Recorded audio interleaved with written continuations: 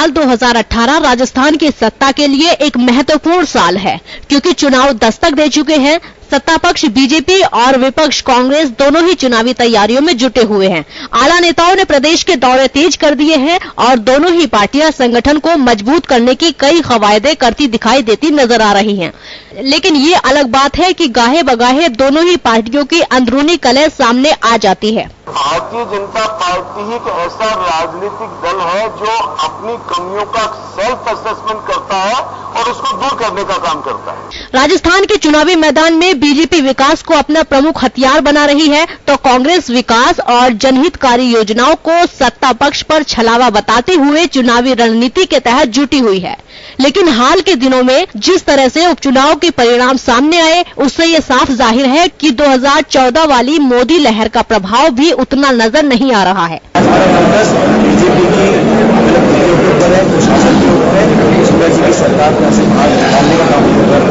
राजस्थान में 3 सीटों पर हुए उपचुनाव में बीजेपी को शिकस्त मिली। इससे विपक्षी पार्टी कांग्रेस को एक नया जोश मिला। लेकिन 2018 की विधानसभा चुनाव की जीत 3 सीटों पर मिली हार जीत तय नहीं करती है, क्योंकि पिछले 4 सालों में देश की राजनीति ने एक अलग करवट ली है। जिस तरह से केंद्र के लिए संयुक्त विपक्ष बनता दिखाई दे रहा है, तो सवाल ये उठता है कि क्या प्रदेश की राजनीति में भी विपक्ष बीजेपी के खिलाफ एक हो सकता है? क्या इस तरह का परिदृश्य प्रदेश में देखने को मिल सकता है? ब्यूरो रिपोर्ट, जन टीवी न्यूज।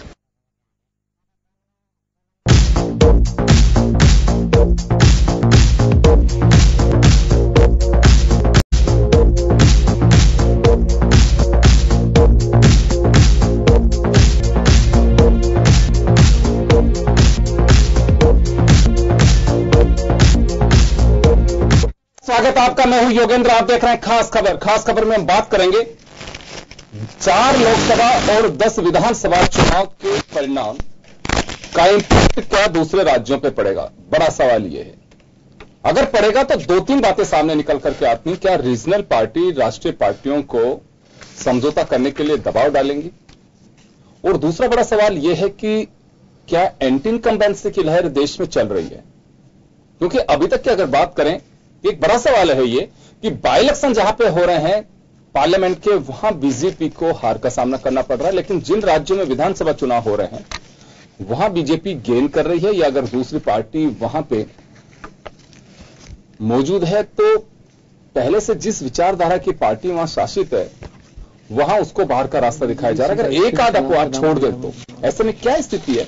2018 और 19 के चुनाव परिणाम क्या इंगित करते हैं? अगर बात राजस्थान के परिप्रेक्ष्य में करें तो क्या राजस्थान में प्रतिपक्ष को इस तरह का प्लेटफॉर्म तैयार मिलेगा, इस तरह की एक जमी हुई जाजम तैयार मिलेगी, या फिर कुछ कड़ा संघर्ष करना पड़ेगा? और क्या बीजेपी इस बात से अंदर ही अंदर आहत है कि कहीं एंटी इनकम्बेंसी तो नहीं चल रही है? और यहां सवाल यह भी है कि 2014 ठीक 4 साल पहले प्रधानमंत्री नरेंद्र मोदी की जो हवा थी, क्या वो थमती नजर आ रही है? चले, कुछ ऐसे मुद्दे हैं जो आप जानना चाहते हैं, उसको लेकर के हम चर्चा करेंगे।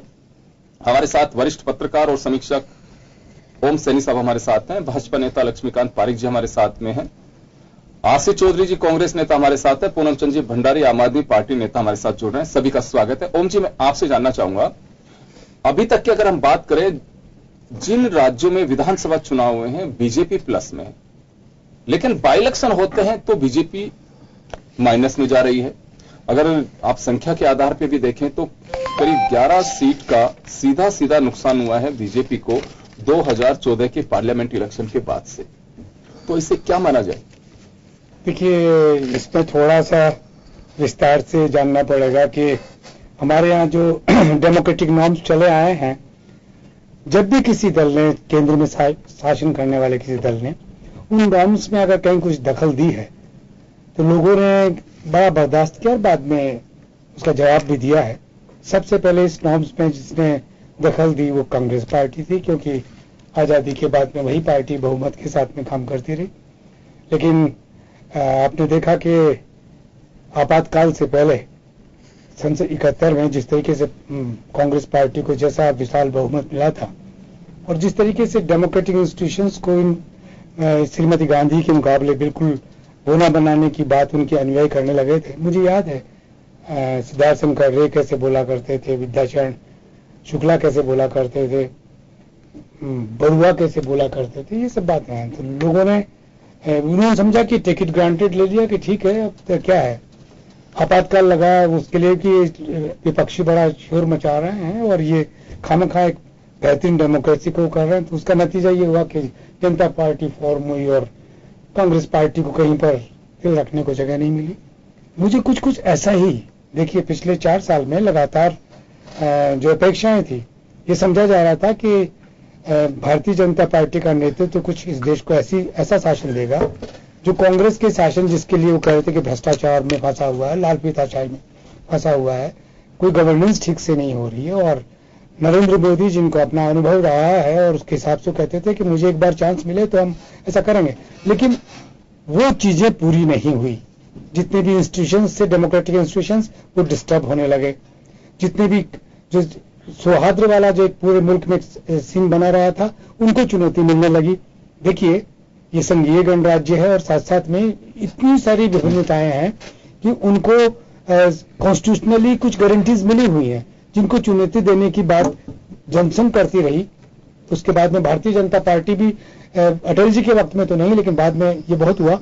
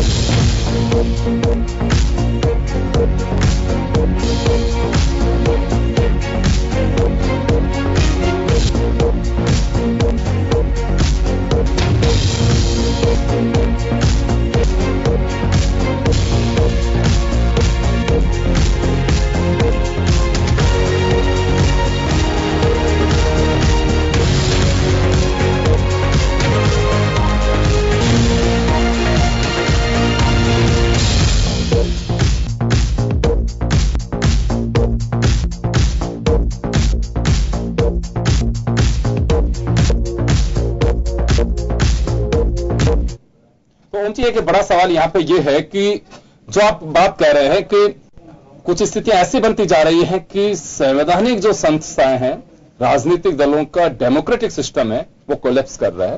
तो इसका असर इन चुनावों पे देखने को मिल रहा है, आपके कहना यह है। जी हाँ। लेकिन अगर बीजेपी की बात करें तो बीजेपी जिन राज्यों में विधानसभा चुनाव में लगातार जीतती जा रही है, एक विजय अभियान बीजेपी नरेंद्र मोदी का बता रहा है, फिर उसका असर वहां पे क्यों नहीं पड़ रहा? नहीं, मैं जैसे अभी जो कुछ हुआ है, देखिए ताजा घटना जो है वो मेरा सा ख्याल है कि यूपी से जो फ्लेयर अप हुआ, ये जिन्ना और गन्ना, ये जिन्ना वाला जो दृश्य है, ये अपने आप में मेरा ख्याल है कि जो एक खाई बन गई थी किसानों में, जो आपने एक विभाजन देख लिया था कि एक संप्रदाय इधर और एक संप्रदाय इधर, और उसी से सारा सब कुछ एक गोरक्षा वाला सिलसिला और सब वो सब भी मामला सामने आया।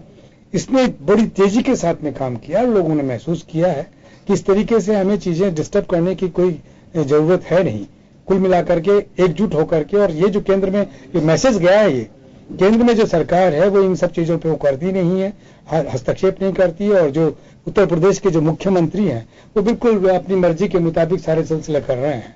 वो उन बातों का एक इम्पैक्ट है। कई घटनाएं हैं जिनको कि यहाँ दोहराना मेरा ख्याल है कि वाजिब नहीं होगा। उन घटनाओं का एक इम्पैक्ट है और लोगों ने पुनः अपने आप को एकजुट करने का सिलसिला किया। चूंकि भारतीय जनता पार्टी का जो डिसिप्लिन कार्यकर्ता है वो यही मान रहा है कि जो कुछ केंद्र की सरकार कर रही है या संगठन कह रहा है उस पर हमें डटे रहना। उनमें भी मुझे ऐसा लगता है कि अटल जी के जमाने में या उससे पहले भारतीय जनता पार्टी के वक्त में जो डेमोक्रेटिक सेटअप हुआ करता था, देखिए शत्रुघ्न सिन्हा की बात नहीं सुनी जा रही, यशवंत सिन्हा की बात नहीं सुनी जा रही, अडवाणी जी बिल्कुल कोने में बैठे हुए हैं, मुरली मनोहर जोशी बिल्कुल चुप बैठे हुए हैं, बहुत से लोग बाहर चले गए, कोई आचार्य वगैरह सब पहले ही बाहर चले गए। तो ये लोग डेमोक्रेटिक लोग थे और विचार की स्वतंत्रताओं का एक सिलसिला था, ये डेमोक्रेटिक ऑर्गेनाइजेशन था। वो ऑर्गेनाइजेशन सिमट करके तो ये पब्लिक पे असर पड़ रहा है इसका। तो आपका सीधा कहना है कि 2019 और 18 जिन राज्यों में विधानसभा चुनाव है वहां पे सहज नहीं है, बिल्कुल सहज नहीं है। और विकास के मॉडल के नाम पर जो कुछ कहा जा रहा है, ये सवाल देखिए चौतरफा उठ रहा है। तो बीजेपी ने इस बात का खंडन किया है और ये कहा है कि चुनाव परिणाम जिन राज्यों में, उनका उदाहरण है कि गुजरात में आप देखिए कि लंबे समय से हमारी सरकार है लेकिन बावजूद उसके भी पब्लिक ने हमें गले लगाया। कर्नाटक में सबसे बड़ी पार्टी के रूप में हमें प्रचंड बहुमत दिया है। कांग्रेस को एक छोटी गाड़ी के हम सिटर के रूप में लेकर के आ गए, एक दावा है बीजेपी का। तो कि वहां पे असर क्यों नहीं दिखाई देता इन सब चीजों का? देखिए कुल मिलाकर के जो दावे किए जा रहे हैं ना, ये देखिए हमें चीजों को कॉन्स्टिट्यूशन के मुताबिक नापना चाहिए। हमें पार्टियों को डेमोक्रेटिक स्वरूप के साथ में नापना चाहिए। जिस किसी पार्टी में डेमोक्रेटिक स्वरूप नष्ट हो रहा हो, भारतीय जनता पार्टी पूरी तरीके से डेमोक्रेटिक ऑर्गेनाइजेशन के साथ में काम करती थी। आज वो सिमट करके अमित शाह और नरेंद्र मोदी के बीच में नजर आती है, बाकी नजर नहीं आती है।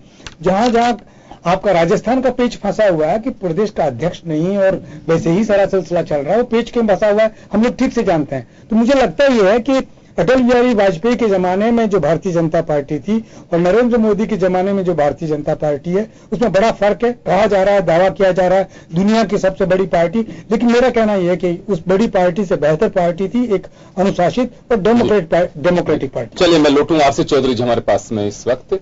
आरसी साहब, मैं आपसे जानना चाहूंगा कि 2018 यानी कि इसी वर्ष दिसंबर तक सब ठीक रहा तो चुनाव होगा, और अगर पार्लियामेंट के साथ होते हैं तो 2019 में भी जाना हो सकता है।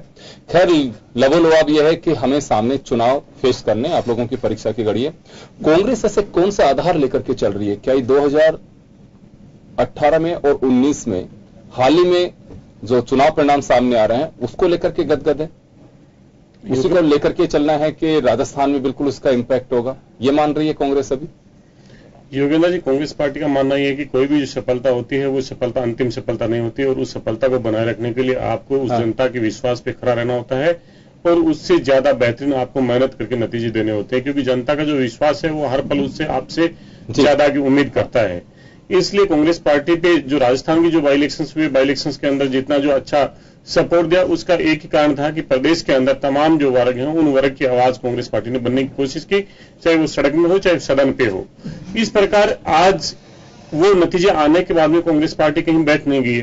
प्रतिदिन 8 विधानसभाओं के अंदर एआईसीसी सेक्रेटरी, पीसीसी चीफ या पार्टी का और कोई वरिष्ठ नेता है, तमाम पार्टी जो लोग हैं वो उस बात को लेकर और बूथ मैनेजमेंट को लेकर और जनता की जो दुख दर्द है उसको लेकर जनता के बीच में कांग्रेस पार्टी के अध्यक्ष का एक सीधा कहना है कि यहाँ पे किसी व्यक्ति का, किसी पद का, किसी और चीज का लोभ और लालच के लेके नहीं। कांग्रेस के तमाम जो कार्यकर्ता हैं वो प्रदेश की 7.5 करोड़ जो जनता है उसका जो अलग अलग जो वर्ग है उसकी जो वेदना है उस वेदना को राहत देने का, उस वेदना को उजागर करने का और उसके दुख दर्द में शागिर्द बनने का एक काम करके कांग्रेस पार्टी आगे बढ़ रही है। आपका जीत का आधार बीजेपी या सरकार की जो कमियां हैं उन्हें जनता के बीच आप लेकर के जा रहे हैं, उसको आधार मान के चल रहे हैं। कोई भी जो लोकतांत्रिक सरकार होती है जो जनता के प्रति वो जवाबदेह होती है। लोकतांत्रिक सरकार में जनता सर्वोपरि है। अगर कोई सरकार ने वादा किया या जनता जो राहत दे सकती है वो राहत अगर नहीं होती है और आप जनता के साथ में खड़े रहते हो और नया एक विजन देते हो, लेकिन राहत की बात आप जो कह रहे हैं कि पब्लिक से जो वादे किए हैं वो वादे पूरे नहीं हो पा रहे हैं, पब्लिक को किसी तरह की कोई राहत नहीं मिल पा रही है, आप जनता की आवाज में। लेकिन बीजेपी तो इसके विपरीत दावा है। अगर हम बात करें बीजेपी के जो सम्मेलन में, बीजेपी की वर्किंग कमेटी में, बीजेपी के जो बूथ लेवल कमेटियां बनी हुई हैं, उनका जो संबोधन अविनाश राय खन्ना का था उसमें साफ उन्होंने कहा है कि कांग्रेस के छल और बहकावे से जनता को बाहर लाना है। उनका सीधा स्लोगन ये है। आप दावा करेंगे कि सरकार ने कुछ नहीं किया, लेकिन आप जो एजेंडा लेकर के जाएंगे उसे एक छलावा कहा जा रहा है। योगेंद्र जी, भारतीय जनता पार्टी अपनी नाकामी को छिपाने के लिए कब तक कांग्रेस पे आरोप और प्रत्यारोप करती रहेगी? जो एक पार्टी हर जगह पन्ना प्रमुख होने की बात करती है, जो पार्टी कैडर बेस होने की बात करती है, जो पार्टी अनुशासित होने की बात कर रही है, उसके सामने जो बिना एक कैडर की जो बात करते हैं वो आदमी कैसी छलावा चीज कर सकता है? जनता को जो बातें जनता बोलती है उसकी बात राहुल गांधी की होती है, उनकी जनता की आवाज सचिन पायलट की होती है, जनता की आवाज जो होती है वो पार्टी के तमाम और वरिष्ठ नेता है उनकी होती है। जनता की आवाज को अगर किसी आवाज को मुखर करना अगर छलावा है तो ये भारतीय जनता पार्टी के लिए छलावा हो सकता है। कांग्रेस के लिए तो जनता की जो आवाज है उसको आवाज देना, उसकी आवाज में सुर मिलाना, यही कांग्रेस का पहलू है। चलिए लक्ष्मीकांत जी पारिक साहब, आपके पास आना चाहूंगा। आपने हमारे दोनों वक्ताओं को सुना और यहां बड़ा सवाल यह है कि 2019 और 18 की डगर या कहें कि जो परीक्षा की घड़ी है वो सहज नहीं है बीजेपी के लिए, क्योंकि बाई इलेक्शन के परिणाम यही कहते हैं। अगर मान लो हम ये बात भी कहें कि बाई इलेक्शन जिन राज्यों में हुए थे वहां की स्थिति का वहां के हिसाब से आंकलन किया जाना चाहिए, राजस्थान में उसका असर नहीं है, तो ठीक 2-3 महीने पहले ही यहां जब बाई इलेक्शन हुआ उसके रिजल्ट भी कुछ इसी तरह के, यानी कि जिन राज्यों में चुनाव हो रहे हैं वहां तो ठीक है बीजेपी सफलता मिली, लेकिन बाई इलेक्शन में बीजेपी को मुंह की खानी पड़ रही है। तो उसी से गदगद है और एक मैसेज आ रहा है कि मोदी साहब जिनका नाम लेकर के जिन राज्यों में पार्टी आगे बढ़ना चाह रही है तो वहां थोड़ा सा मुश्किल होगा आपकी बार। देखिए हर असफलता इस बात सिद्ध करती है सफलता के प्रयासों की कमी रही है। निश्चित रूप से हम उपचुनाव में हारे हैं, हमारे प्रयासों की कमी रही है और प्रयासों के अंदर जो कमी रही है उसको दूर करने का प्रयास हम लगातार कर रहे हैं। आज जिन गठबंधन और जिस गठबंधन बने हैं जहां हम हारे हैं उनमें सीधे जो सोच सामने देख करके आता है कुछ ऐसे गठबंधन बने हैं जिन्होंने सांप्रदायिकवाद के नाम पर या जातिवाद के नाम पर लोगों को भड़काने का प्रयास किया, उन सब कारण हम चुनाव में हारे। ये निश्चित रूप से बात है। लेकिन हम जब 2019 के चुनाव में जाएंगे या 18 चुनाव जो तो राजस्थान प्रदेश की बात करें तो राजस्थान प्रदेश में सीधे तौर पर भारतीय जनता पार्टी कांग्रेस की भी लगातार चुनाव है। ये त्रिकोणीय या दो पार्टी बीच लगातार चुनाव होता है। तीसरी शक्ति का राजस्थान में उदय पहले जनता दल के रूप में दिव्य जनता दल के रूप पश्चिमी राजस्थान में हुआ करता था, लेकिन वर्तमान प्रदेश में देखने में दो ही दल यहाँ पर काम कर रहे हैं और इन दो दलों के लगातार चुनाव की एंटी इनकम्बेंसी हो या अन्य कोई फैक्टर, सभी दल आपस में दोनों दलों के सीधा मुकाबला होता है। अब सीधे मुकाबले जहां बात करते हैं तो निश्चित रूप से हो सकता है कि उपचुनाव में जो आपके, मैं तो कहूंगा कि हम सब कहते हैं 3 सीटें, लेकिन मैं कहता हूं 17 सीटें मार गए कांग्रेस के हिसाब से। इन 17 सीटों पर वापसी, उसके बाद सत्ता में पुनः स्थापित होना, इन दोनों बातों को जनता बीच हम जाएंगे। राजस्थान में जो विकास के हमने काम किए हैं, राजस्थान जनता के साथ मिलकर जो हमने काम करने का प्रयास किया, चाहे वो उज्ज्वला के माध्यम से क्यों, भामाशाह कार्ड के माध्यम से क्यों, जो सबल के माध्यम से क्यों, न्याय आपके द्वार के माध्यम से क्यों, जो भी हमने काम करने का प्रयास किया है उन सब कामों को लेकर जनता भी जाने वाले हैं और निश्चित मान के जनता का आशीर्वाद फिर भारतीय जनता पार्टी को मिलने वाला है। लेकिन जहां तक कांग्रेस अपने आप को कहती है कि प्रमुख विपक्षी दल के नाते हमने काम किया है, जनता की आवाज को उठाने का हमने प्रयास किया, तो राजस्थान की जनता बखूबी जानती है। क्योंकि 4 वर्षों में राजस्थान के अंदर, 4.5 वर्षों में राजस्थान में भारतीय जनता पार्टी सरकार के खिलाफ कोई बड़ा जन आंदोलन कांग्रेस के लोगों ने नहीं कर पाए, क्योंकि चूंकि भारतीय जनता पार्टी विकास की यात्रा, विकास की गति इतनी अच्छी थी कि उनको मौका ही नहीं मिला कि वो कोई आंदोलन कर सके। अब यहां पर प्रश्न यही खड़ा होता है कि हम उपचुनाव क्यों हारे। उपचुनाव हारने का सीधा जो हमको कारण लगता है निश्चित रूप से हमारा जो व्यवस्था थी, हमने उस समय भी कहा कि कुछ हमारी जो धरातल पर योजनाएं जो हमने बनाई थी, अच्छी योजनाएं होने के बाद भी, हमारी योजना अच्छी होने के बाद भी कुछ कारणों से जनता के बीच उनका ठीक से प्रचार नहीं था, जनता को ठीक से वहां की जनता शायद लाभ प्राप्त नहीं कर सकी। इन सब बातों का कारण शायद हम चुनाव लक्ष्मीकांत जी, मैं एक बात जानना चाहूंगा सर, बड़ी लॉजिकली बात है ये। आपने कहा कि हम जो विकास की योजनाएं कर रहे हैं वो जनता तक नहीं पहुंच पाए, कहीं जनता किसी क्षेत्र में जनता तक नहीं पहुंच पाए, शायद इसका भाव कहीं कहीं रहा, उसका नुकसान उठाना पड़ा भी, निश्चित रूप, ठीक बात है। लेकिन 4.5 साल में या 4 साल कहें कि 4 साल में जिन योजनाओं का आप जनता तक प्रचार प्रसार नहीं कर पाए, जनता के दुख दर्द को आप समझ नहीं पाए, तो ये बड़ा मुश्किल बात है। जवाब भी मुझे लग रहा है कि बड़ा मुश्किल भरा है। देखिए मैं बताता हूं जी, इसी तौर पे क्या होता है, कई बार स्थानीय मुद्दे बहुत सारे होते हैं। बिल्कुल, मैं थोड़ी सी बात कहना चाह रहा हूं सर, मैं थोड़ी सी बात कहना चाह रहा हूं। देखिए, इसमें कोई संदेह नहीं है कि राजस्थान में पहली मर्तबा ऐसी स्थितियां बनी है कि सरकार जनता के बीच रही है। प्रदेश भाजपा कार्यालय में आपकी लगातार जनसुनवाई चल रही है। सरकार खुद अपने पूरे कुंबे को लेकर के, ब्यूरोक्रेसी से लेकर के मिनिस्टर सब लोग वहां पर आपके जिलों में जाकर के आए हैं। और ये कि अब आप इसका जवाब दीजिएगा कि तो यहाँ पे बूथ लेवल पे आप लोगों की वर्कर्स की टीम है, जो भैरव सिंह शेखावत, भंवरलाल शर्मा, ललित चतुर्वेदी, जो टीम उस तरह से खड़ी नहीं कर पाए थे, जो आज की जो बीजेपी आप लोगों की जो है वो इस वक्त एक जगह। ऐसे में आपके पास इतनी बड़ी फौज होने के बावजूद ये कैसे कहा जा सकता है कि जनता के बीच योजनाओं का जो प्रचार प्रसार या जागरूकता होनी चाहिए थी वो मैसेज नहीं गया? या ऐसा तो नहीं है कि जनता के बीच योजनाएं नहीं पहुंची है? नहीं, योगेंद्र जी, सीधे तौर पर जैसे योजनाएं पहुंची, योजनाओं का सीधा तरीके लाभ भी जनता ने लिया, लेकिन उनका जिस प्रकार का प्रचार प्रसार का जो माध्यम बना, जनता ने भामाशाह कार्ड के माध्यम से राजस्थान की जनता ने बहुत अधिक लाभ लिया है। और जहां तक आप इसके जल संवर्धन के माध्यम से हर गांव और ढाणी के अंदर जाके कुएं बावड़ियां खोदने का प्रयास किया, पुराने जल स्रोतों को साफ करके उनको वापस से पुनर्जीवित करने का प्रयास किया है सरकार ने। और ज्यादा न्याय के द्वारा के माध्यम लाखों मुकदमों का निस्तारण भी सरकार ने किया है। तो ऐसा नहीं कि सरकार ने काम नहीं किया, सरकार ने बहुत काम किया। काम करने पश्चात मैं सवाल नहीं खड़ा कर रहा हूं, मैं तो एक बात बता रहा हूं कि हालात और परिस्थितियां हैं वो सवाल खड़ा कर रही हैं। तो यहां पे आपने कहा कि कहीं प्रचार प्रसार की कमी रही है। जी, दोनों बातें, प्रचार प्रसार की कमी रही है कि योजनाएं जनता तक पहुंची नहीं है? जनता तक योजना पहुंची, कुछ ब्यूरोक्रेट्स उसमें काम में अभाव किया, उन सबका स्थानांतरण करने का बात भी वहां पर कही। और लगातार जिस प्रकार का हमने काम वहां पर, हमारी योजनाओं की बात करें, योजनाओं की दृष्टि से राजस्थान की जो योजनाएं बनी है वो योजना भारतवर्ष। पूनम चंद जी भंडारी साहब हमारे पास इस वक्त हमारे साथ में जुड़े हुए हैं। भंडारी साहब, मैं एक बात जानना चाहूंगा कि आप लोग ताल ठोक रहे हैं 200 सीट पे चुनाव लड़ने की, लेकिन अभी तक की जो स्थितियां हमारे यहां दिखाई दे रही हैं, एक बार का जनता दल वाला अगर हम बात जो इस एक बहुमत तो नहीं कह सकता, एक तीसरे दल के रूप में यहां पे जो सीटें मिली थी वो भी बहुत लंबा भविष्य नहीं रहा, और वो उसका भी विभाजन दिग्विजय सिंह जी के नेतृत्व में हुआ और भैरव सिंह जी की सरकार बचाने में सहयोग किया। बहुत सारे चेहरे उसमें से निकल करके सामने आए थे। लेकिन आप ऐसे में कैसे ताल ठोकेंगे? आधार क्या रहेगा आपका? देखिए, हम वो लोग हैं जो कहते हैं वो करते हैं काम के आधार पे। दिल्ली हमारा मॉडल है, दिल्ली में जो काम किया उसके आधार पे हम राजस्थान में आए हैं। दोनों पार्टियों को, राजस्थान के लोगों को दोनों पार्टियों ने नाराज किया है, दुखी किया है, बर्बाद किया है। देखिए, दिल्ली में हमने किया है, पानी फ्री किया, हमने बिजली समाधि किए, मेडिकल फ्री किया, एजुकेशन फ्री किया। लगातार जनता के हित में जो काम है वो काम करते आ रहे हैं। प्राइवेट स्कूलों में फीस कम कर दी हमने, प्राइवेट जो मेडिकल कॉलेजेस हैं उनके अंदर हम लगाम लगा रहे हैं, उनको पेनल्टी लगाने की कोशिश कर रहे हैं। तो ये सारे काम, जो पुल 450 करोड़ में बनता था वो पुल हमें 350 करोड़ में आ दिया। तो जनता को हम काम कर दिखा रहे हैं, उस काम के आधार पर। और यहाँ की जनता जिस चीज में दुखी हो रही है उन सबको लेकर के वो हम करेंगे। राजस्थान में हाल क्या कर रखा है, पोपाबाई का राज है। 4 बार तो पानी के दाम 4 गुना बढ़ा दिए आज तक, बिजली के दाम 2.5 गुना बढ़ा दिए। जनता को राहत क्या दी मुझे आप बताओ?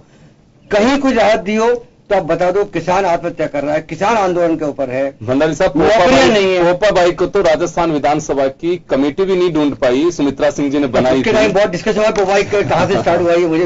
दिल्ली के पोपट लाल राज्यसभा में कुछ पोपट लाल के राज्यसभा में कुछ अच्छा लगता है, पोपट लाल मुंबई के में भ्रष्टाचार किया, उसके बाद कुछ अच्छा लगता है। देखिए, आप कितना भ्रष्टाचार किया है आपको समझ आया ना, इनको समझ आ गई कि पोपट लाल क्या होता है। पोपट लाल का राज पता है, टाइम नहीं। आप देखिए 4.5 साल बाद में आप आकर ये बता रहे हो हमारी योजना पहुंची नहीं, ब्यूरोक्रेट से काम नहीं किया। आप पता 4.5 में जब आपको मालूम पड़ गया चुनाव नजदीक आ रहे हैं, तो आप जो है वो इनका कर्जा माफ करने जा रहे हो, सारे काम करना चाहते हो। ये जनता बेवकूफ नहीं है, जनता ने देख लिया है। ऊपर से नीचे तक भारतीय जनता पार्टी से झूठ बोलती है, जिससे लोगों को धोखा दिया है, गुमराह किया। ऊपर टॉप टू बॉटम में कह रहा हूं, चाहे हमारे पीएम ने जो वादे किए सारे झूठे वादे, जुमले में बताइए। और बड़े शर्म भी आते, एक नया पैसा पेट्रोल के दाम का कम कर दिया, कितनी बड़ी बात कर दी। जनता खुश हो रही है, बहुत बड़ी बात कर दी उन्होंने। शर्म आनी चाहिए जनता के साथ जो मजाक बन रही है। जनता में कोई काम नहीं हो रहा है, नौकरियां नहीं मिल रही। आप बताओ, 15 लाख नौकरी देने का वादा किया था इन्होंने 5 साल के अंदर। आप बताओ कितने लोगों को नौकरी दी है? वैकेंसी निकलती है, कोई न कोई कमी चला कर रखते हैं ताकि हाईकोर्ट से स्टे रहे, कहीं और से स्टे रहे। कोई नौकरी नहीं है, कोई रोजगार नहीं है, किसान मर रहा है, किसान कर्जे में डूब रहा है, आत्महत्या कर रहा है, संवेदनहीन होने को फर्क पड़ता है। मतलब आप देखिए अस्पतालों में कितनी बार हड़ताल हो गई, क्यों ये सारे काम हो रहे हैं? आपसे नहीं काम हो सकता है, आपके कब्जे में ब्यूरोक्रेट आपकी बात नहीं मान रहे हैं। तो थप्पड़ मारो, नहीं मान रहे, थप्पड़ मारो दिल्ली के, थप्पड़ मारो दिल्ली के तरफ, सचिवालय के अंदर बुला के मुख्यमंत्री थप्पड़ मारने का एक काम है, आपका काम यही है, थप्पड़ मारनी है, आपकी हंसा चलाना है, काम मारना है, आपको लड़ना है, झोल को निकालना है, झोल बोलना है, पार्टी खड़ी हो जाती है। एक छोटे से ब्रेक के लिए रुकेंगे, ब्रेक के बाद हम वापस लौटेंगे क्योंकि बड़ा महत्वपूर्ण मुद्दा है और जनता जानना चाहती है कि 4 लोकसभा और 10 विधानसभा का असर राजस्थान में कितना पड़ पा रहा है। एक छोटे से ब्रेक के लिए रुकेंगे, ब्रेक के बाद वापस लौटेंगे।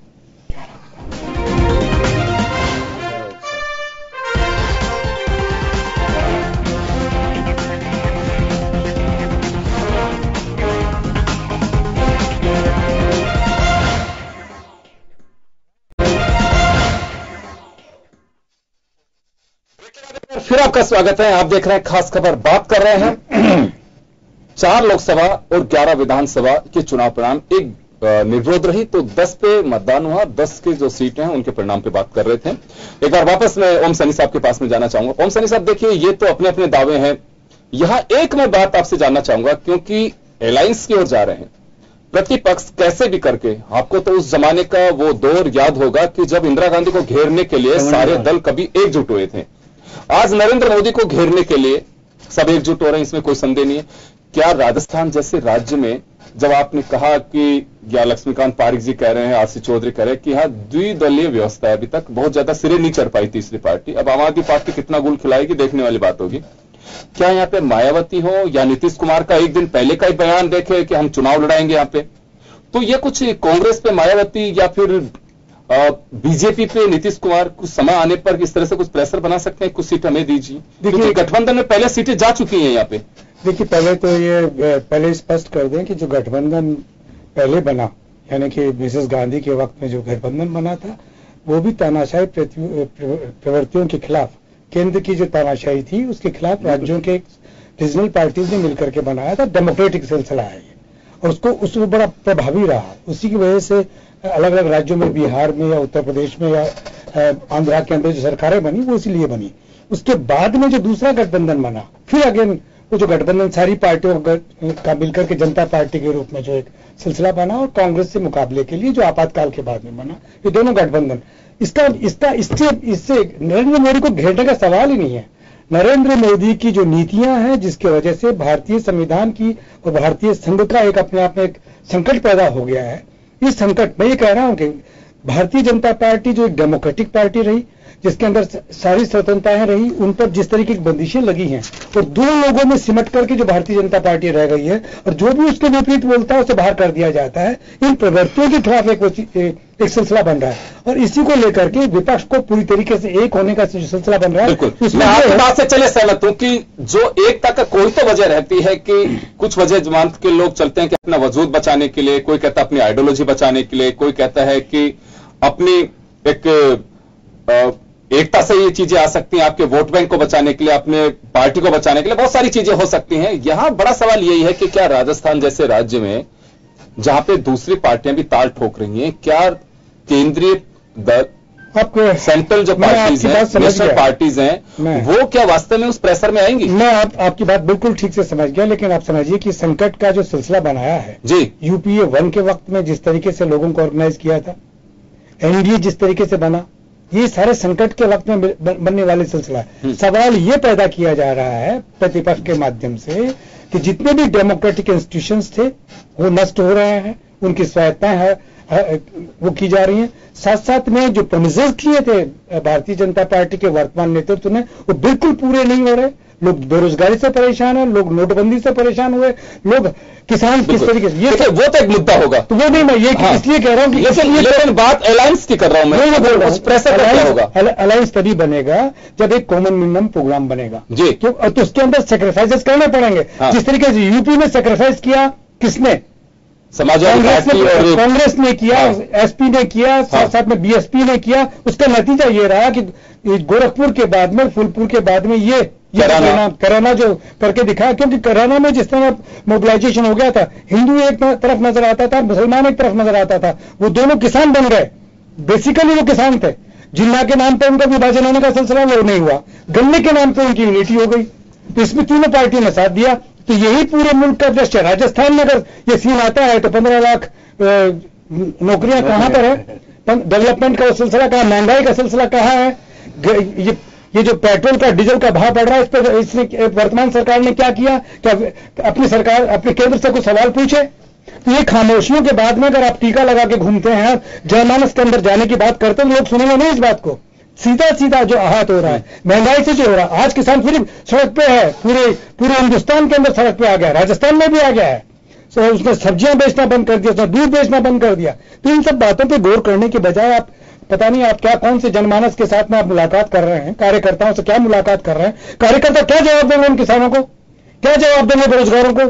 क्या जवाब देंगे इन इंस्टीट्यूशन पे जो आक्रमण हो रहा है उसके बारे में? आपको क्या लग रहा है कि राजस्थान में बीजेपी के लिए सहज नहीं है? बिल्कुल नहीं है। और मैं ये बता देना चाहता हूँ, एक मिनट, अभी मैं बता देना चाहता हूँ कि जिस तरीके जहां पर बीएसपी अपना असर रखती है, जहां जेडीयू अपना असर रखती है, अगर वो अलायंस के अंदर आने तो कांग्रेस को अलायंस करना पड़ेगा, क्योंकि वो राष्ट्रीय नीति बनेगी, वो एक प्रदेश की नीति नहीं होगी। जब आपको जहां जहां जिनका दम है, ये सब चीजें जांची जाएंगी कि आपके पास में पिछले तीन चुनाव में क्या हैसियत। लेकिन ऐसा भी तो हो सकता है कि सिर्फ पार्लियामेंट के लिए किया जाए, क्योंकि राज्यों को फ्री छोड़ दिया जाए कि ठीक है अपने चुनाव अपने तरीके से। देखिए वो सब ये भविष्य की बातें हैं जिनके बारे में अभी कोई, ये तो सैद्धांतिक रूप से तुम बता सकते हैं कि लोकसभा के लिए तो निश्चित रूप से ये पोलराइजेशन होने जाता हो रहा है, निश्चित रूप से। तो शक्ल बनने उनका वजूद ही नहीं रहेगा अगर प्रतिपक्ष ने अपने। आपकी बात का सीधा जवाब लक्ष्मीकांत पारिक साहब से लूंगा मैं। लक्ष्मीकांत जी, मैं आपके पास में आना चाहूंगा और मैं जानना चाहूंगा कि ओम जी जो एक खाका बता रहे हैं, वो बात वही है कि इन्होंने एक सटीक टिप्पणी के रूप में कहा है, जो आपने एक विनम्रता के साथ में स्वीकार किया था, एक पॉलिटिकल बयान की तरह आपने उसे कहा था कि हो सकता है कि कुछ जगह हमारी योजनाओं का असर कम रहा हो, कार्यकर्ता उस चीज को वहां तक इसके महत्व को समझा नहीं पाए हो कि आपको किस तरह से इसका लाभ लेना है। इनका भी यही कहना है कि जो वादे थे वो जनता तक नहीं पहुंच पा रहे। तो ऐसे में मिशन कैसे कामयाब होगा आपका? देखिए, मिशन कामयाब होगा। हमने आज 51,038 बूथों पर वर्तमान में हम सब लगातार काम कर रहे हैं। 38,000 तो फर्जी बायोदर्श। मुझे नहीं लगता कि भंडारी साहब आपके पास, भंडारी साहब आपको मौका दूंगा मैं, क्योंकि लक्ष्मीकांत पारिक साहब एक बार जवाब दे देते, मैं आप ही के पास में लौटूंगा। जी पारिक साहब, मुझे लगता है कि भंडारी जी पर जवाब दे दो। 51,138 से अधिक बूथों पर काम किया। जिस अखबारों की कटिंग के आधार पर आप बयानबाजी कर रहे हैं, उनको हमने खंडन में हमारा भिजवा दिया। मुझे लगता है कि किसी आधार पर, किन आधारों पर खबर छापी है, ये तो वही ज्यादा बता सकते हैं। लेकिन आधारहीन खबर को यदि आप मानकर डिबेट करना चाहते हो करें, मुझे कोई आपत्ति नहीं है। लेकिन जिस प्रकार की बात कांग्रेस के हमने की कि कांग्रेस के लोगों ने की और सब लोग करते हैं कि मैंने अभी ओम जी का संवैधानिक संकट खड़ा हो गया। मुझे लगता है कि संवैधानिक संकट की जैसी कोई स्थिति वर्तमान में खड़ी हुई है।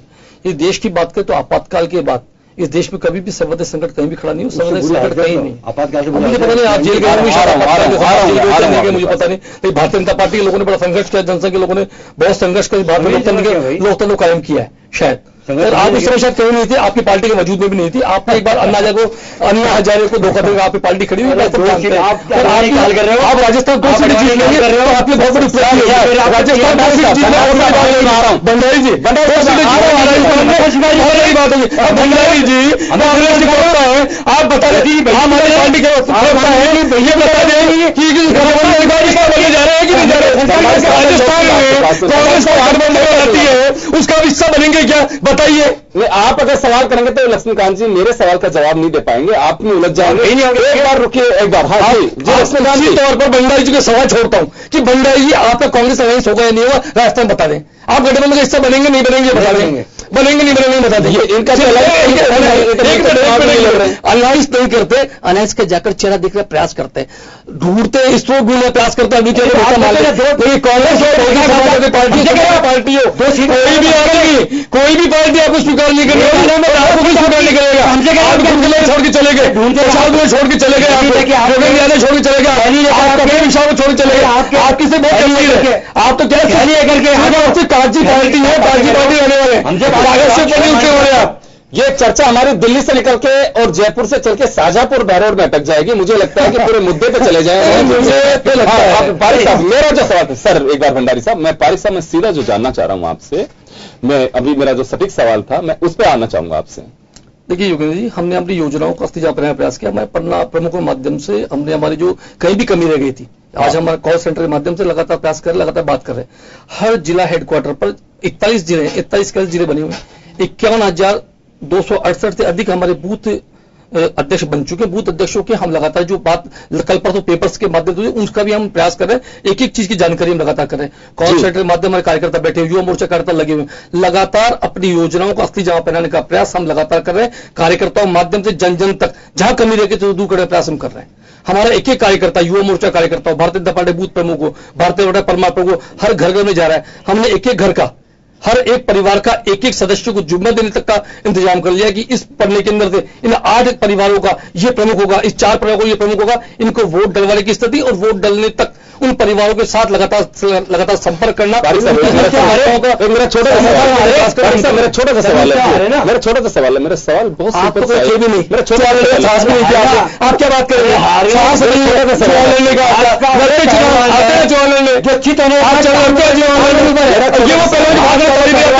बच्चा बता दो आपके समाज सकाने आपने काम क्या बातें कर रहे हैं? आप हम देखिए आप चुनाव लड़ नहीं सकते, आपके चुनाव लड़ते मैदान में, चुनाव में आते राजस्थान में 2 सीटें नहीं आएगी, राजस्थान में 2 नहीं आएगी, 2 तो आपकी आई थी, 2 नहीं आएगी आपकी परिवार में, 2 नहीं आएगी, 4 एमपी आ गए पंजाब के अंदर, जो पार्टी है आपकी, क्या करेंगे आप? राजस्थान में 2 सीटें नहीं आएगी, चले 2 सीटें नहीं आएगी, 2 सीटें नहीं आएगी, बंजारी कॉलेज पे 2 सीटें नहीं आएगी, 2 सीटें नहीं आएगी आपकी, 2 नहीं आएगी, कॉलेज पे नोट कर लो, मेरे चैनल पे कह रहा हूँ 2 सीटें हमारी पार्टी को नहीं मिलेगी। जेटली का दिल्ली में 5 आएगी, आपको 2 नहीं आएगी, क्या जेटली का कांग्रेस की पिछले बन के घूमोगे आप, जेटली कांग्रेस की पिछले बन के घूमोगे, अगर आम आदमी पार्टी 5 रहे तो फिर छोड़ने कहीं नहीं क्या बंदर सवाल आपके अगर धोखा देगा बड़ी पार्टी, सबसे बड़ी धोखेबाज पार्टी। आपने आप बोलोगे तो वो बोलेंगे, आप बोलेंगे तो वो भी जवाब देंगे, तो चीनी मंगा रहे हैं वोट मांगने जा रहे हैं दोस्त, वोट मांगे हाथ जोड़ी चंदा लेके आ रहे हैं विदेशों से। ऐसी घटिया पार्टी मैंने कभी देखी नहीं जो देश के जिनके गले काट रहे हैं, वैसे आप चीनी मंगा रहे हैं यार, इससे मैं कह डूबने की बात है। कमाल कर दिया आप तो वेबसाइट खत्म कर देते हैं देश के अंदर, वाणिज्यिक संबंध खत्म कर देते हैं आपके स्थिति नहीं है गंभीर देखते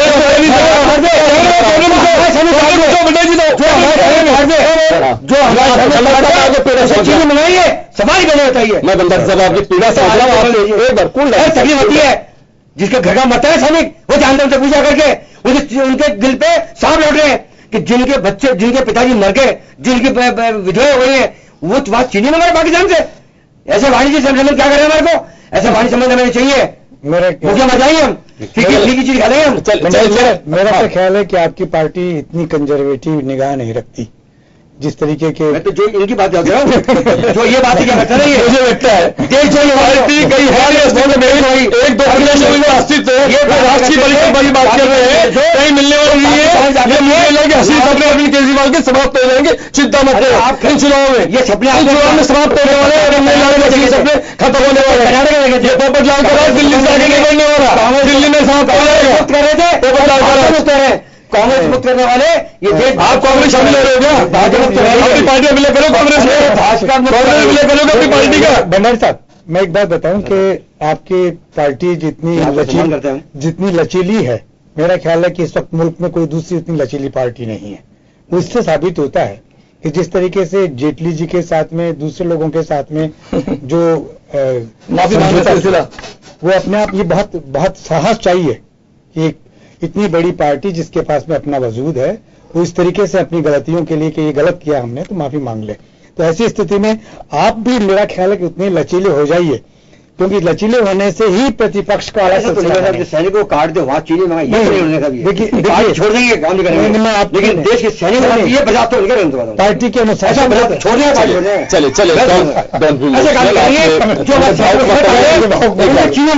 आपके बात से सहमत हूं। आपकी जो स्टेटमेंट है उसमें मैं ताल्लुक रखता हूं इस बात से।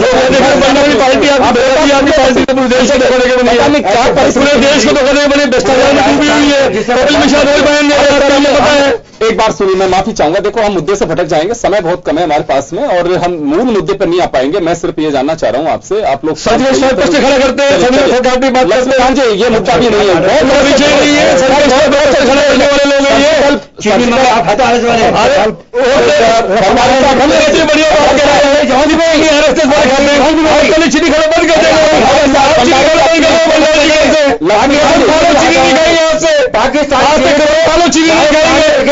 आज से कदम खा रहे आम आदमी पार्टी आप लोग नहीं खाएगा देश में आप गाड़ी बांट देंगे। सर, मैं इस मुद्दे से बाहर आ जाऊं, मैं आपको जरूर मौका दूंगा, मैं एक पूरा आपको एक सेशन करवा दूंगा, लेकिन आज प्लीज मेरे को इस डिबेट को पूरी करने दीजिए। मैं आरसी चौधरी जी आपके पास में आना चाहूंगा। यहां देखिए, कांग्रेस का जो भरोसा है कि, हालांकि मेरा सवाल, मैं अगर एक मिनट के लिए मैं पहले वापस लक्ष्मीकांत पारिक साहब के पास में जाना चाहूंगा। पारिक साहब, अगर जो बात आप कह रहे हैं कि बाई इलेक्शन में 17 विधानसभा सीट होती है हमारे यहां पे, जिसपे आपको हार का सामना करना पड़ा, उसी के तुरंत बाद जिस तरह की स्थितियां बनी बाई इलेक्शन की, अभी एक दिन पहले की हम जो बात कर रहे हैं उसको लेकर के पूरी चर्चा है कि भाजपा अपना जो एक वेव थी, लहर थी, उसे खोती जा रही है। वो कहीं ना कहीं अब आंधी के रूप में भी नहीं, वो हवा का झोंका मात्र रह गई है। वो कितना किसको उड़ा पाएगी, देखने वाली बात होगी। कार्यकर्ता कैसे इस बात का यकीन करेंगे, कैसे अपनी ताकत, जो 180 का आप मिशन लेकर के चल रहे हैं, जिसपे आप मंथन कर रहे हैं, मिशन 25 आप लेकर के चल रहे हैं, ये कैसे पूरा हो पाएगा? क्योंकि अगर 4.5 साल बाद भी अगर आप उन योजनाओं के वजूद को ढूंढ रहे हैं पब्लिक के बीच में कि गई कि नहीं गई, तो बड़ा मुश्किल होगा 6 महीने में आप सब चीजों को करना। सवाल है। देखिए, आपने कहा वजूद ढूंढ रहे, वजूद नहीं ढूंढ रहे हम, वजूद तो वहां पर पहुंच चुका, जनता ने उसका फायदा भी उठाया, चाहे भामाशाह कार्ड का फायदा उठाओ, भामाशाह योजना का फायदा उठाओ, अन्नपूर्णा योजना का फायदा उठाओ, हर योजना का लोगों ने लगातार फायदा उठाया। लेकिन कहीं ना कहीं चूंकि हम चुनाव हारे, तो हार के बाद इस बात को तय करना होता है कि इन कारणों चुनाव हारे, तो समीक्षा होनी आवश्यक होती है। निश्चित रूप से चुनाव हारने के कुछ कारण होते हैं, उन कारणों के कारण ये भी सामने है कि हमारी योजनाओं को शायद जनता तक पूर्णतया जिस स्तर तक पहुंची थी वहां तक उन क्षेत्रों में नहीं पहुंच पाई। उन क्षेत्रों में पहुंचाने का लगातार हमने प्रयास किया, चाहे हमारे कार्यकर्ताओं के माध्यम से किया हो या कर्मचारियों के माध्यम से किया हो, सरकार के माध्यम से। पहली बात, जिस प्रकार की आप आंधी की बात कर रहे हैं, आंधी और एक देश के अंदर भारतीय जनता पार्टी के पक्ष में माहौल, देखिए भारतीय जनता पार्टी के पक्ष में माहौल नहीं हो इस देश में, तो कर्नाटक के चुनाव में हम सबसे बड़ा दल नहीं होते। हम गुजरात का चुनाव नहीं जीते होते, लगातार 27 साल के बाद 27 साल के बाद हम चुनाव नहीं जीते होते। मैं इस पर लोग 22 साल कहते हैं, मैं 27 साल कहता हूं, क्योंकि उसके पहले 5 साल में हमारी गवर्नमेंट थी। तो हम 27 साल बाद भी यदि चुनाव जीत रहे हैं गुजरात में, तो इस बात को इंगित करता है कि कहीं ना कहीं हमारे कामों का प्रभाव इस देश में है।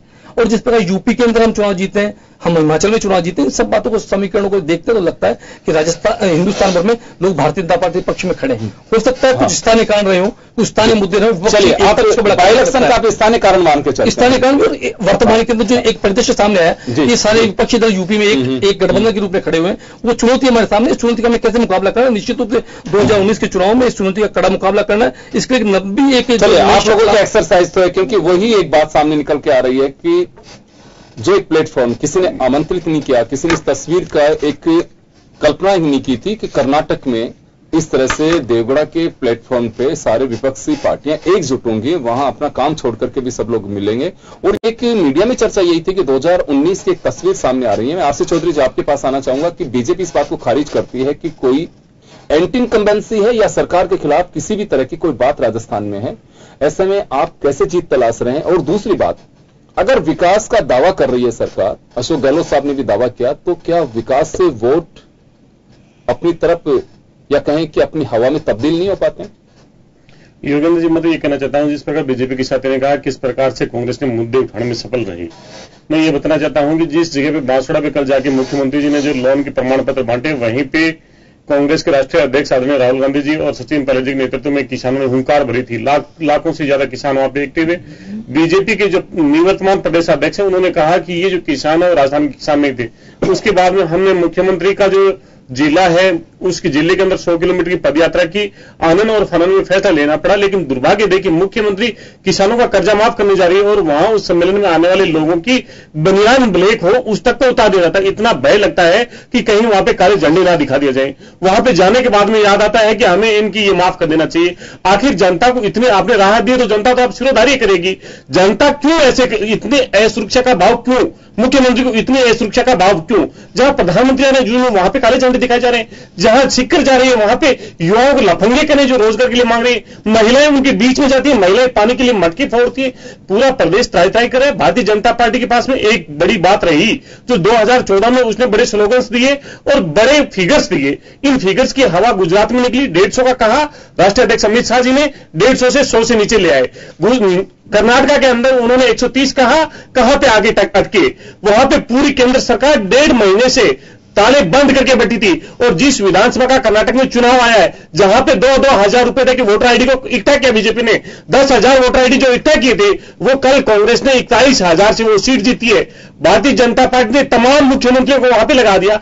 आखिर एक सूबे के अंदर मुख्यमंत्री तमाम वहां पे चले जाए, पूरा देश रुक जाए और प्रधानमंत्री जी हर 10वें दिन कहीं ना कहीं चुनाव प्रचार में नजर आते हैं। आने वाले समय में 3 राज्यों में चुनाव होंगे, एक जगह पे नहीं होंगे। मेरे जिस प्रकार से साथी करें वो साथी भी जानते हैं। एक बार 4 विधानसभा में यहां पे चुनाव है, 3 पे भाजपा को मुंह पे खानी पड़ी। एक विधानसभा का चुनाव हुआ सिर्फ धौलपुर का, 3 राज्यों की सरकार वहां पे लगी, उत्तर प्रदेश, मध्य प्रदेश और राजस्थान की। तमाम मंत्री घर घर के बैठे, एक सीट उन्होंने जीत पाए। 17 विधानसभा में चुनाव है, प्रधानमंत्री जी आए और प्रधानमंत्री जी इस बात को जानते थे, उदयपुर से होकर चले गए। उन्होंने उस अजमेर और अलवर से गुजरना मुनासिब नहीं समझा। इसी प्रकार वो नतीजे थे, करेना के पास में गए लेकिन करेना के किसानों से बात नहीं की। 9 किलोमीटर के हाईवे पे जेम्स बॉन्ड की तरह बन गए। जिस प्रकार से आज तक कोई प्रधानमंत्री अपनी प्रशंसा लूटने के लिए इस प्रकार से नहीं किया। क्यों जरूरी है होगा कि जनता वहां पे नहीं आ रही, सिर्फ दर्शक के लिए आप हाथ हिला के निकल जाइए। आज देश की जनता का हर वर्ग जो व्यक्ति था, जिसके घर में अनाज थी, जिसके घर में परेशानी है महंगाई की, जिसके घर में बेरोजगारी की परेशानी है, जिस किसान को अपनी फसल बेचने की परेशानी है, वो परेशानी चाहता है, परेशानी से राहत चाहता है। सरकार ने राहत दी होती तो मुझे नहीं लगता कि बांसवाड़ा के अंदर जिला प्रशासन को लोगों की बनियान तक चेक करनी पड़ती कि बनियान उन्होंने क्या पहन के आए हैं। इसलिए भारतीय जनता पार्टी को जनता की जवाबदेही लेनी चाहिए। 25,000 जो बात कर रहे हैं, मैं कह रहा हूं कि अलवर के अंदर 350 बूथ ऐसे थे जिन पे इनके बूथ के एजेंट नहीं थे। बहुत से ऐसे बूथ थे जहां पे भाजपा खाता नहीं खोल पाई और 25,000 है या नहीं, यह इनका अंदरूनी मामला है। लेकिन जहां पे 10 लाख पन्ना प्रमुख की बात करते हैं, आने वाले समय में बीजेपी को यह स्लोगन देना पड़ेगा, हर परिवार के अंदर हमारा एक कार्यकर्ता है, हर परिवार पे हमारा एक कार्यकर्ता है। ये स्लोगन दीजिए जनता की। जब आप उसकी पीड़ा नहीं जानेंगे, जब जनता, जो लोग किसान खेत में शहादत दे रहा है और उसका बच्चा सीमा पे शहादत दे रहा है और देश के प्रधानमंत्री विदेश में घूम रहे हैं और मौन रहते हैं, वो देश का किसान जान चुका है और उसकी आशाएं जिस प्रकार से लुट रही है, यहां पे कोई भी चीज चलने वाली है नहीं। निश्चित रूप से अमरजीत सैनी साहब ने जो बात कही थी, इस देश का डीएनए है सौहार्द, इस देश का डीएनए है आप जो जिम्मेदारी देते हैं उस जिम्मेदारी का विनम्रतापूर्वक निर्वहन करना। चलिए बताइए आप लोग, तो इनके जो मिशन है उसको कैसे ध्वस्त करेंगे आप लोग? मेरे 2 सवाल आपसे थे कि क्या राजस्थान के अंदर कांग्रेस पार्टी ने उस हर वर्ग की आवाज उठाई है। पार्टी का प्रदेश अध्यक्ष हो, चाहे पार्टी के वरिष्ठ नेता हो, उस कंधे से कंधे मिला के उस लड़ाई लड़ी है, चाहे किसान की हो, चाहे युवा की हो, चाहे और हो। इस प्रदेश को जिस प्रकार से भ्रष्टाचार का एक अड्डा बना दिया था, 652 जो खाने निरस्त करनी पड़ी, यहां पे पीएचडी में घोटाले हुए, एनआरएचएम में घोटाले हुए, भ्रष्टाचार की जन्नी जो राजस्थान को बना दिया, उसके लिए सभी जो कांग्रेस के नेता हैं वो जब जाके राष्ट्रपति से मिले, सीएम उनसे मिले, तब जाके इन्हें आनंद फानन में खदानें निरस्त करनी पड़ी।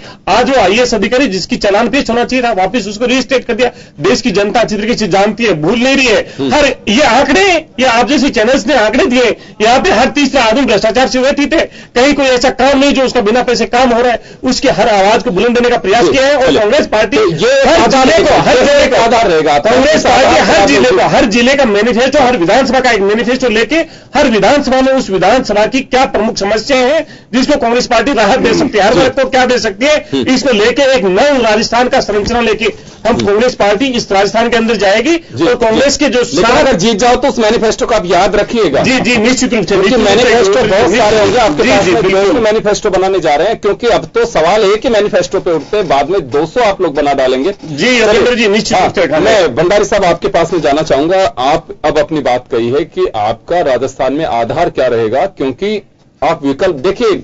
मैं एक बात फिर कहना चाहूंगा यहां पे आपको प्रतिपक्ष हो चाहे सत्ता पक्ष, अगर सत्ता पक्ष को मात देनी है तो यहां विपक्ष की एकजुटता से ज्यादा विकल्प की जरूरत लोगों को होती है। जब अगर कहीं पे लगता है कि एंटी इनकम्बेंसी है, हमें विकल्प चाहिए, तो विकल्प के रूप में आप कैसे तैयार हो रहे हैं? यहाँ पे क्या विकल्प है कि कैसे भरोसा करेगी राजस्थान की पब्लिक आपको? देखिए, राजस्थान की पब्लिक क्या, पूरे देश की पब्लिक इस तक हमारी तरफ देख रही है। दोनों पार्टियों को देख लिया कि जुमलेबाजी करना और जनता को धोखा देने के अलावा कोई काम इन दोनों पार्टियों ने नहीं किया। क्योंकि भाजपा खुद कहती है 50-60 साल में कांग्रेस कुछ काम नहीं किया, 4 साल में मोदी साहब को देख लिया, 4 साल में वसुंधरा जी काम देखा, कोई काम नहीं किया है, जंगल राज हो गया यहाँ पर। ये हमने दिल्ली में काम करके दिखाया, जो वादे किए थे हमने वो वादे वहां पर निभाए हैं। हमारी बात का आज तक भाजपा जवाब दे नहीं पाई है या ये कांग्रेस जवाब दे नहीं पाई है। किस प्रदेश का मॉडल आप यहाँ चाहते हो ये तो बता दो। कौन सा आपका आदर्श स्टेट है जहां आपने बढ़िया काम दिखाया सारा, वो मॉडल चाहते हैं। पहले गुजरात मॉडल कहा करते थे मोदी जी, वो गुजरात मॉडल अब भूल चुके हैं। गुजरात मॉडल की बात कहीं होती नहीं है। मॉडल के राउट पे राजस्थान में क्या कमी है? हम ये कह रहे हैं राजस्थान डूबा है। राजस्थान क्या 4 जमीनें बेच दी, गाय मर रही है, मंदिर तोड़ दिए, अब रोजगार किसी को दिया नहीं है, अस्पतालों में हड़तालें कई बार हो चुकी है क्या राजस्थान के अंदर? नौकरी कहीं है नहीं, बेरोजगारी फैल रही है। वसुंधरा जैसी भ्रष्ट तो मैं कह रहा हूँ पूरे इंडिया में कोई सीएम अरविंद केजरीवाल भ्रष्ट कोई नहीं है।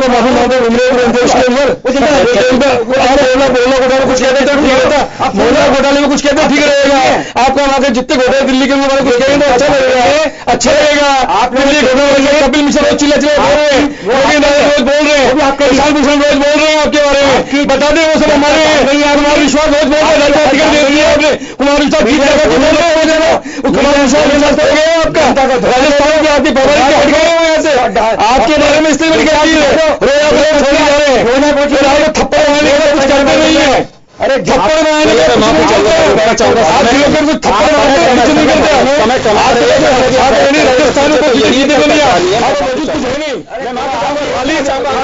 वजूद है आपका, कागजी वजूद है आपका, 4 कार्यकर्ता है नहीं आगे। मैं रोकना चाहूंगा और मैं यहाँ पे विराम दूंगा। खास खबर को विराम दूंगा सर, मैं माफी चाहूंगा। खास खबर को हम यहाँ विराम देंगे। तो लबोलू अब यह है कि आने वाले दिनों में राजनीतिक दल बेशक दावा चाहे कुछ भी करते हो, लेकिन निश्चित रूप से किसी भी प्रदेश के मूल चुनाव से ठीक पहले अगर बाई इलेक्शन होता है, वहां अगर आपको पराजय का सामना करना पड़ता है तो अंदरूनी रूप से आप एक विचार करते हैं, सोचने को मजबूर होते हैं और चर्चा करते हैं। ये सच्चाई है, इसे स्वीकार करना चाहिए। लेकिन फिलहाल बीजेपी के लिए ये कहना चाहूंगा कि बड़ी चुनौती है।